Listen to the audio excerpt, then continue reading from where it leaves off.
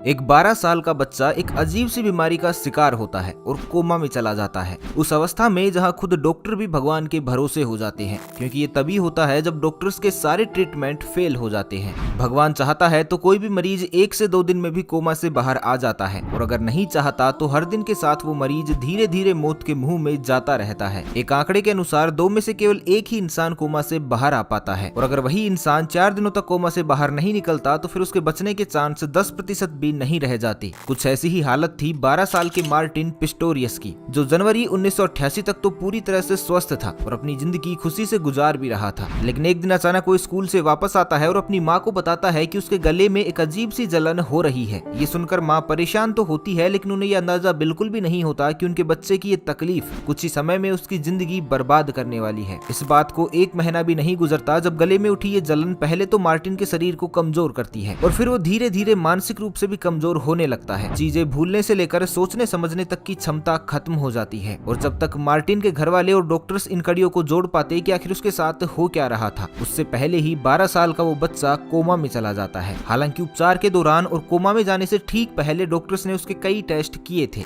जिसमें उन्हें शक था कि मार्टिन सेरेब्रल ट्यूबरकुलोसिस या फिर क्रिप्टोकोकल मेनिंजाइटिस जैसी बीमारियों से जूझ रहे हो। लेकिन असल में मार्टिन किस बीमारी का शिकार हुए थे, इस बात का पता डॉक्टर्स भी नहीं लगा पाई। वहीं दूसरी तरफ मार्टिन जो पहले ही कोमा में जा चुके थे, अब उनकी हालत में भी कोई सुधार नहीं हो रहा था। डॉक्टर समझ गए थे कि अब जो कुछ भी होगा वो केवल भगवान की मर्जी से ही होगा, मतलब कोई चमत्कार ही उस जिंदा लाश में फिर से एक बार जान डाल सकता था, वरना हर दिन के साथ मार्टिन की मौत तो सुनिश्चित होती ही जा रही थी। इसलिए डॉक्टर्स ने मार्टिन के परिवार को ये सुझाव दिया कि वो चाहे तो मार्टिन को घर ले जा सकते हैं और जो कुछ भी उनसे बन सके वो मार्टिन के लिए करें, क्योंकि मेडिकल साइंस में अब कोई भी ऐसा रास्ता नहीं बचा था जो मौत के रास्ते पर निकल चुके 12 साल के मार्टिन को वापस ला सके, क्योंकि मार्टिन अब सिर्फ नाम का ही जिंदा था। असल में तो वो एक जिंदा लाश बन चुका था। लेकिन आपने परिवार नाम का शब्द तो सुना ही होगा। कहने को तो ये केवल एक शब्द है, लेकिन सच पूछिएगा तो इस दुनिया में रहते हुए हमारी असल दुनिया तो हमारा परिवार ही होता है। और वो कैसे, इसका एक नमूना मार्टिन के परिवार ने भी पेश किया, जब डॉक्टर्स की नाउम्मीदी के बाद भी इस परिवार ने हार नहीं मानी और मार्टिन के ठीक होने की दुआएं शुरू कर दी। उसे घर ले आए और उसे ठीक करने के लिए जो कुछ भी उनसे बना, परिवार में मौजूद माँ बाप और यहाँ तक कि भाई बहन सब ने वही किया,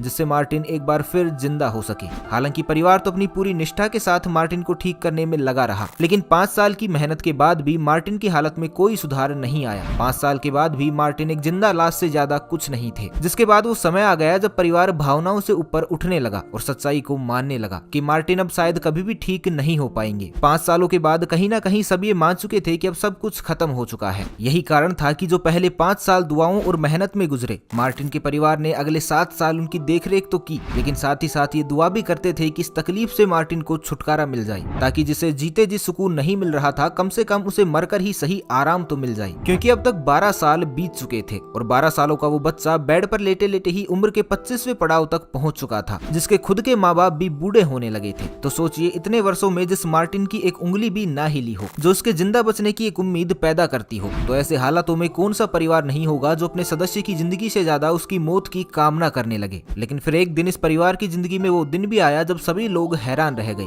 जब 12 साल के बाद अचानक उनका मार्टिन होश में आ गया। ये देख पहले तो परिवार को कुछ समझ ही नहीं आया। हर कोई बस उसे गले लगाकर रोने लगता है। परिवार की मानो एक ही पल में सारी मुसीबतें खत्म हो चुकी थी और ऐसा लगने लगा था कि मानो बस यहीं इस कहानी की हैप्पी एंडिंग हो गई है। लेकिन ये कहानी यहीं खत्म नहीं हुई, बल्कि कोमा से बाहर आकर जो कुछ भी मार्टिन ने बताया, उसने इस कहानी में एक नया ही अध्याय जोड़ दिया। जब उसने बीते 10 सालों की कहानी सुनाई और बताया कि कोमा में जाने के मात्र 2 सालों के बाद ही उसे होश आ गया था। वो एक बार फिर से जिंदा तो हो चुका था, उसे वो सब कुछ महसूस हो रहा था जो भी उसके आसपास होता। लोगों की बात करने की आवाज, उनकी गंध, सब कुछ उसे सुनाई देती और महसूस भी होती, लेकिन उसे कुछ भी दिखाई नहीं देता था। न ही उसके हाथ पैर हिलते थे, जिन्हें वो हिलाने की भरपूर कोशिश भी करता था। उसे लगता था कि उसके दिमाग में मानो कोई धुंध सी भरी हुई है। तभी हर तरफ धुआं और अंधेरा सा छाया रहता था, मानो वो कोई सपना देख रहा हो। सोचिए उस समय मार्टिन पर क्या बीत रही होगी, जब उसे अपने आसपास की सभी चीजें सुनाई तो दे रही हो, लेकिन कुछ भी दिखाई ना दे और वो हिल भी ना सके, और तो और वो किसी को ये भी ना बता सके कि वो जिंदा है। होश में आने के बाद मार्टिन ने ये भी बताया कि जिस तरह धीरे धीरे उसका परिवार उसके ना लौटने को सच मानने लगा था, ठीक उसी तरह एक दूसरी और खौफनाक दुनिया में वो खुद भी इस सच को मान बैठा था कि अब वो कभी भी इस नींद से नहीं जाग पाएगा और हमेशा उस रहस्यमय दुनिया में ही कैद रहेगा, जिसमें केवल उसे अपने आसपास की हर चीज सुनाई तो देती थी, लेकिन वो कुछ भी देख नहीं पाता था, जिसके बारे में वो कभी भी किसी को भी कुछ नहीं बता पाएगा। तो ऐसे में जब भी उसके आसपास कुछ घटता तो वो उसे सुनकर तो कभी खुश होता तो कभी कभी कभी जोर से रोता और कभी कभी तो वो डिप्रेशन में भी चला जाता, क्योंकि एक बार मार्टिन ने अपनी माँ को ये कहते हुए सुन लिया था कि काश भगवान मार्टिन को इस दर्द से मुक्ति दे दे, जिसका उसे काफी गहरा सदमा पहुंचा था। लेकिन उन 10 सालों में वक्त के साथ वो ये भी समझ गया कि उसका परिवार उसके बारे में कभी भी बुरा नहीं सोचता था, बल्कि सच तो ये था कि जिस दर्द से वो जूझ रहा था ठीक वैसी ही तकलीफ उसके परिवार को भी होती थी। तभी उसकी माँ ऐसा सोचने पर मजबूर हुई। हालांकि मार्टिन जो कुछ भी बोलने और हिलने लायक जरूर नहीं था, लेकिन उसका कोई भी दिन ऐसा नहीं जाता था जब वो कोशिश ना करता हो, कभी उंगलियां हिलाने की तो कभी आंखें खोलने की, ताकि वो कोई इशारा दे सके कि वो जिंदा है। यहाँ तक कि वो अपने दिमाग में अजीब अजीब कैलकुलेशन भी करता रहता था, ताकि उसका दिमाग चलता रहे और इतना मजबूत हो जाए कि उसकी मदद से उसके हाथ पैरों में भी कोई नई ऊर्जा आ जाए। और फिर एक दिन उसकी ये कोशिश, मेहनत और हिम्मत तीनों ही रंग ले आई, जब उसके हाथ की एक उंगली हिलने लगी। लेकिन वो मूवमेंट इतना कम था कि पिछले 10 सालों में जो परिवार अब नाउम्मीद हो चुका था, उसे वो मूवमेंट दिखाई ही नहीं दिया। और ऐसा कई दिनों तक चलता रहा, जब परिवार को इशारा करने की मार्टिन की कोशिशें फेल होती रही। और इसी तरह वो दिन भी आ गया जब एक बार फिर मार्टिन की जिंदगी ने करवट ली। वो दिन जब अब से कुछ ही देर पहले मार्टिन होश में आकर अपने परिवार को अपनी आप बीती सुना रहे थे। इस दिन की शुरुआत तब होती है जब मार्टिन का उपचार कर रही एक थेरेपिस्ट ने मार्टिन की रिपोर्ट में कुछ अलग पाया, वो जो पिछले 12 सालों में कभी नहीं हुआ था, जिससे ये पता चला कि वो होश में है। जब थेरेपिस्ट ने ये बताया कि मार्टिन ने मूवमेंट शुरू कर दी है, उसके शरीर में दोबारा से जान आ चुकी है, और जैसे ही ये कंफर्म हुआ कि रिपोर्ट में जो कुछ भी लिखा है वही सच है, तो मार्टिन को तुरंत अस्पताल में भर्ती करवाया गया ताकि उसे एक बेहतर इलाज मिल सके और वो इस कैद से आजाद हो जाए। कुछ दिनों के इलाज के बाद मार्टिन की मूवमेंट और भी ज्यादा बढ़ गई। हाथ पैरों से लेकर आंखें और मार्टिन के शरीर के कई और भी अंग हिलने लगे। फिर धीरे धीरे वो समय भी आ गया जब मार्टिन उठने भी लगे और व्हीलचेयर की मदद से यहाँ वहाँ भी जाने लगे। लेकिन एक समस्या अब भी बाकी थी, और वो ये थी कि उनका ना बोल पाना। कोमा से लौटने के बाद उनके पैर और जीभ दोनों ही निष्क्रिय हो चुके थे, जिसमें पैरों का समाधान तो पहले ही हो चुका था, लेकिन बोलने के लिए भी मार्टिन की माँ ने एक शानदार उपाय खोज निकाला, जब उन्होंने एक खास तरह का सॉफ्टवेयर तैयार करवाया जिसकी मदद से एक आर्टिफिशियल आवाज के सहारे मार्टिन बातें भी करने लगे। मार्टिन की जिंदगी जो पहले ही एक खूबसूरत करवट ले चुकी थी, अब समय था कि मार्टिन वो सब कुछ करते जो उन्होंने पिछले 12 सालों में नहीं किया। तो सबसे पहले मार्टिन ने कॉलेज में एडमिशन लिया और अपनी जरूरी पढ़ाई को पूरा किया। और इसी बीच जैसे जैसे समय बीत रहा था, मार्टिन की हालत में सुधार भी तेजी से हो रहा था। समय के साथ मार्टिन पूरी तरह से नॉर्मल होते चले गई। उनके चेहरे पर वो सभी भाव लौट चुके थे जिनका मतलब था कि मार्टिन अब एक सामान्य व्यक्ति हैं, जिन्होंने सभी सामान्य काम जैसे पढ़ाई, नौकरी, शादी तो किए ही, साथ ही साथ कुछ असामान्य काम भी कर दिखाई। जब उन्होंने अपनी इस आप बीती को शब्द दिए और उन शब्दों ने एक नोवेल का रूप धारण कर लिया, जिसका नाम मार्टिन ने घोस्ट बॉय रखा। इस नोवेल को साल 2011 में पब्लिश किया गया, जो अपने समय में अमेरिका की बेस्ट सेलिंग नोवेल बनी, जिसने दुनिया को ये बताया कि मार्टिन पिस्टोरियस कौन है और कोमा में जाने के बाद किसी इंसान के साथ क्या क्या होता है।